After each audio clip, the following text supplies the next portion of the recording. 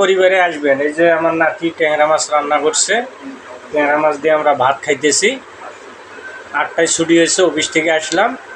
আমরা এই যে নাতি নানা ভাত খাইতেছি ট্যাংরা মাছ দিয়ে। আপনারা যদি খাইতে চান আমার পরিবারে আসবেন।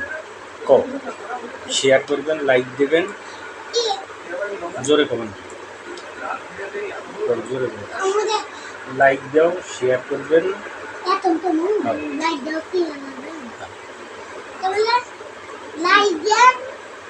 ওইদিকে টাকা দাও,